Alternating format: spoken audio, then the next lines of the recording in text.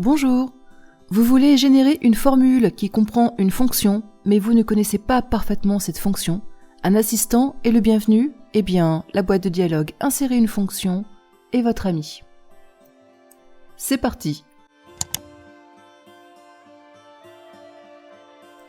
Pour l'utiliser, vous avez un bon nombre de méthodes que je vous ai décrites précédemment dans une vidéo que je vous mets ici dans les infos en haut à droite et dans la description de cette vidéo. Dans ce tutoriel, nous utiliserons le bouton de la zone de formule.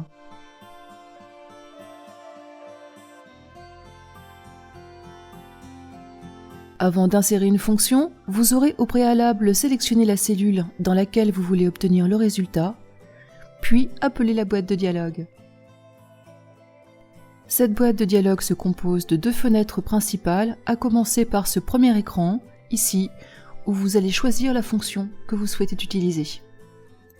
Vous allez sélectionner une catégorie, si vous avez une idée générale du type de fonction dont vous avez besoin dans cette liste.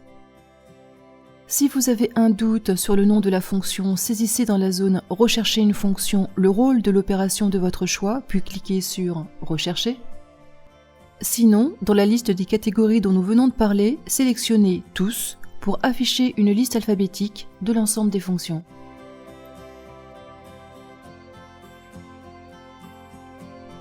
Cliquer sur la croix équivaut à taper sur la combinaison de touches Alt plus F4 pour fermer la boîte de dialogue.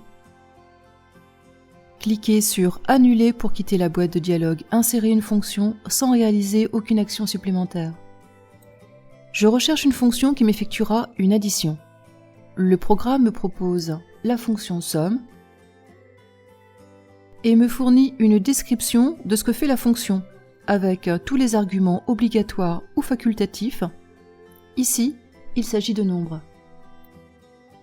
Les trois petits points indiquent que le nombre des arguments de ma fonction n'est pas limité.